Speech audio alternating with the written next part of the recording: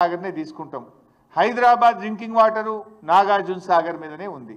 అంటే హైదరాబాద్, నల్గొండ, సూర్యాపేట, ఖమ్మం జిల్లా, అదేవిధంగా మహబూబాద్ జిల్లా వీటన్నిటి త్రాగునీటి అవసరాలు దాని మీదనే ఆధారపడ్డాయి. 2,40,000 ఎకరాల ఏఎంఆర్ఎస్ఎల్బీసీ కింద పంట ఉన్నది. నాగార్జున సాగర్ ఎడమ కాలువ కింద 6,38,000 ఎకరాల పంట ఉన్నది. మరి ఇవన్నీ ఎట్లా కాపాడతారు? ఇప్పటికైనా మొద్దు నిద్ర వీడండి, ఇప్పటికైనా కళ్ళు తెరవండి.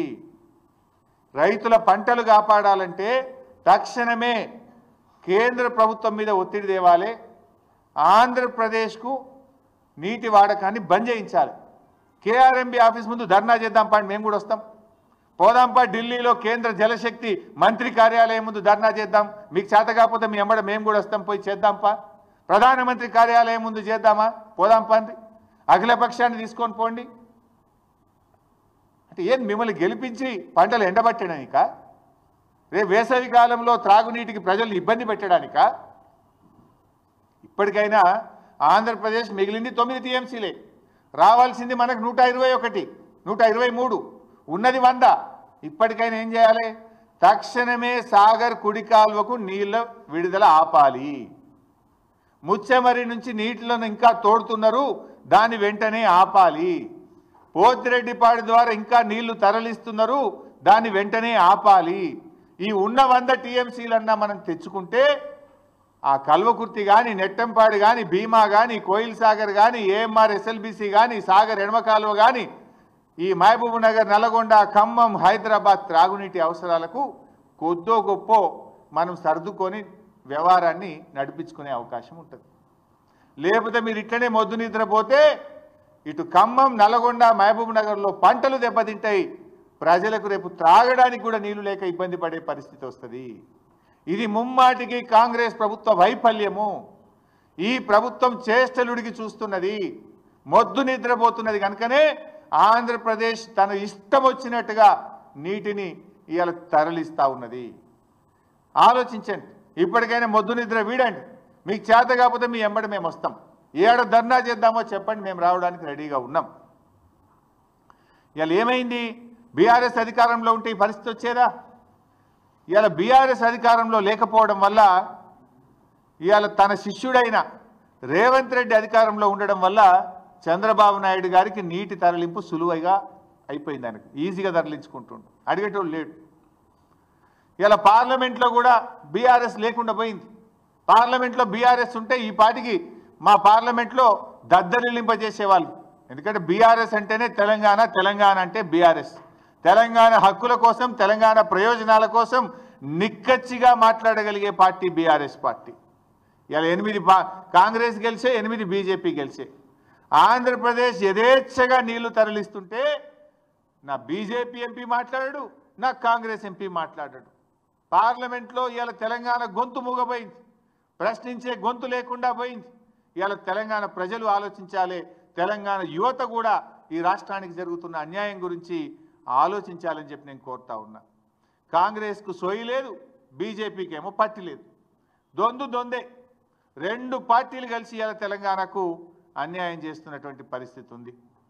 కేంద్రంలో ఇవాళ చంద్రబాబు నాయుడుకి పలుకుబడి ఉంది, బీజేపీతో భాగస్వామ్యంగా ఉన్నాడు. దాంతోనే ఇష్టారీతిగా ఇవాళ జలదోపిడీ జరుగుతూ ఉన్నది. కానీ తెలంగాణ ముఖ్యమంత్రి మాట్లాడాలి కదా. ఈ జలదోపిడీ ప్రశ్నించాల్సింది ఎవరు? తెలంగాణ ముఖ్యమంత్రి గారు ప్రశ్నించాలి. కానీ తెలంగాణ ముఖ్యమంత్రి గారు ప్రశ్నించకుండా పరోక్షంగా సహకరిస్తున్నాడు. ఈయన పరోక్షంగా దీనికి సహకరిస్తున్నాడు. అందుకే ఈ పరిస్థితి. ఇలా రేవంత్ రెడ్డి గారి వైఖరి హాస్యాస్పదంగా బేలాగా ఉంది. అసలు ఇయ్యాలటి వరకు 3 మెన్ కమిటీ సమావేశాన్ని డిమాండ్ చేయరా మీరు? వాటర్ రెగ్యులేషన్ 3 మెన్ కమిటీ ద్వారా చేయాలి. అసలు ఈ రోజు వరకు 3 మెన్ కమిటీ సమావేశం జరగలే. 3 మెన్ కమిటీ సమావేశం జరగకుండా వాటర్ ఏ రాష్ట్రం ఎన్ని వాడుకోవాలనో నిర్ణయించకుండా ఇష్టారీతిని ఆంధ్రప్రదేశ్ నీళ్లు తీసుకుపోతుంటే తెలంగాణ ప్రభుత్వం ఎందుకు 3 మెన్ కమిటీ గురించి మాట్లాడతలేరు? ప్రతి సంవత్సరం కూడా కేఆర్ఎంబీ పరిధిలో ఉన్న ప్రాజెక్టులకు నీటి వినియోగాన్ని ఈ 3 మెన్ కమిటీ పర్యవేక్షిస్తుంది. 3 మెన్ కమిటీ ఆధ్వర్యంలోనే జరుగుతుంది. కానీ ఈ సంవత్సరం ఇంతవరకు 3 మెన్ కమిటీ సమావేశం జరగలేదు. ఈ రోజు వరకు కూడా జరగలేదు. అంటే బోర్డు వ్యవహారం ఎంత దారుణంగా ఉందో ఇవాళ అర్థం చేసుకోవాలి. బోర్డు కేంద్రం కంట్రోల్లో ఉందా, ఏపీ కంట్రోల్లో ఉందా అని మాకైతే ఇవాళ అనుమానం కలుగుతుంది. మరి కేంద్రం ఏం చేస్తుంది? కేంద్రంకు 2 రాష్ట్రాలని సమానంగా చూడాలి కదా. తెలంగాణకు ఇంత అన్యాయం జరుగుతుంటే, తెలంగాణకు నీళ్లు దక్కకుండా ఆంధ్రప్రదేశ్ తరలించకపోతుంటే ఎందుకు చర్యలు తీసుకోవడం లేదు? ఇవాళ బోర్డు మీద కూడా సీరియస్గా ఒత్తిడి చేస్తలేరు. 3 మెన్ కమిటీ మీటింగ్ పెట్టమని డిమాండ్ చేస్తలేరు. శిలా విగ్రహాల్లాగా నీళ్లు తరలించకపోతుంటే శిలా విగ్రహాల్లాగా ఉంటున్నారు, పడి ఉన్నారు. ఇవాళ తెలంగాణ అడ్వైజర్లు కావచ్చు, మంత్రులు కావచ్చు, ముఖ్యమంత్రి కావచ్చు, ఇవాళ ఇంజనీర్లు కావచ్చు. అంటే పాలకులు సరిగా లేకపోతే వాళ్ళు మాత్రం ఏం చేస్తారు? డైరెక్షన్ లెస్ అయిపోయింది. ఏపీ నీటి తరలింపును ఇప్పటికైనా అడ్డుకోకపోతే మన ఆయకట్టుకు దెబ్బ తగిలే అవకాశం ఉంది. అది సాగర్ ఆయకట్ట, ఏఎంఆర్ ఎస్ఎల్బిసి ప్రాజెక్టా, మరి లిఫ్ట్ ఇరిగేషన్ స్కీమ్సా, చెరువుల కిందన రేపు పూర్తిగా దెబ్బతినే అవకాశం ఉంది. ఇప్పుడు ఏమైంది, సాగర్లో నీటి మట్టం పడిపోతే రేపు హైదరాబాద్ డ్రింకింగ్ వాటర్ కూడా ప్రమాదంలో పడే అవకాశం ఉంది. సో రాష్ట్ర ప్రభుత్వం మొద్దు నిద్ర వీడాలి, ఇప్పటికైనా సోయి తెచ్చుకోవాలి, తక్షణం దీని మీద స్పందించాలని చెప్పి డిమాండ్ చేస్తూ ఉన్నాం. కేంద్రం మీద ఒత్తిడి తీసుకురండి. ఒకవేళ అవసరమైతే అఖిలపక్షాన్ని ఢిల్లీకి తీసుకువెళ్ళండి. అఖిలపక్షం ఆధ్వర్యంలో కేంద్ర జల వనరుల శాఖ మంత్రి ఇంటి ముందు ధర్నా చేద్దామా, ప్రధానమంత్రి కార్యాలయం ఇంటి ముందు ధర్నా చేద్దామా, ఏం చేయడానికైనా మేము సిద్ధం. మేల్కొనండి, రాష్ట్ర ప్రయోజనాలు కాపాడాలని చెప్పి మేము డిమాండ్ చేస్తూ ఉన్నాం.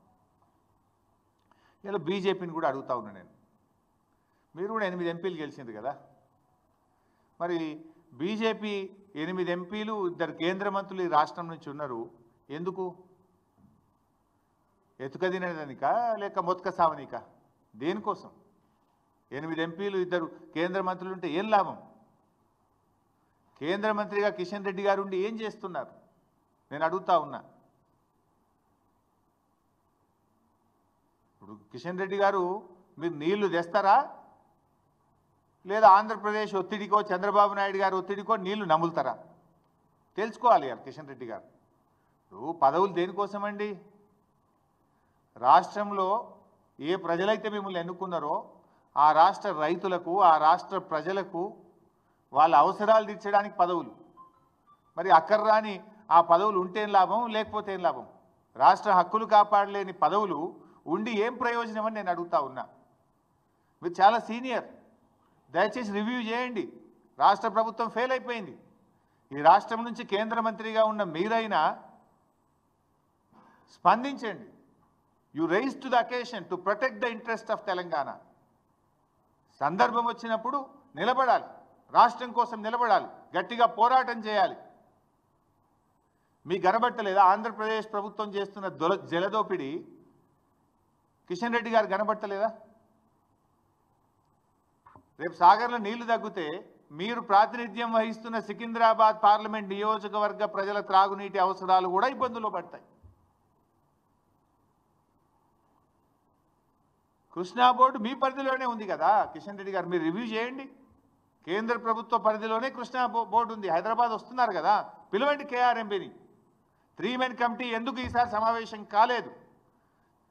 కేఆర్ఎంబీ అనుమతి లేకుండా 3 మెన్ కమిటీ నిర్ణయించకుండా 666 టీఎంసీల నీళ్లను ఆంధ్రప్రదేశ్ ఎట్లా తీసుకుపోయిందో ప్రశ్నించండి. ఎందుకు అడగరు మీరు? మీ ప్రతాపం ఎంతసేపు మా మీదనేనా? రాష్ట్ర ప్రయోజనాలు కాపాడడం మీద మీ ప్రతాపం చూపండి, మీ సత్తా చూపండి. ఈ రాష్ట్ర ప్రయోజనాలు కాపాడండి. సో ఈరోజు సిఆర్పిఎఫ్ బలగాలు కూడా తక్షణమే తొలగించాలని కూడా నేను కిషన్ రెడ్డి గారిని కోరుతా ఉన్నా. ఇప్పుడు శ్రీశైలం ఏమో ఆంధ్రప్రదేశ్ కంట్రోల్లో ఉంది, తెలంగాణ కంట్రోల్లో ఉన్న నాగార్జున సాగర్ను సిఆర్పిఎఫ్ కంట్రోల్లో ఎట్లా పెట్టారు? అయితే శ్రీశైలంను కూడా సిఆర్పిఎఫ్ తీసుకోండి. లేదు, ఆ రోజు మేము అసెంబ్లీలో తీర్మానం చేసినాం, 10 ఏళ్ళు కేసీఆర్ గారు ఎట్టి పరిస్థితుల్లో కేంద్ర బలగాలకు ఇవ్వము. సెక్షన్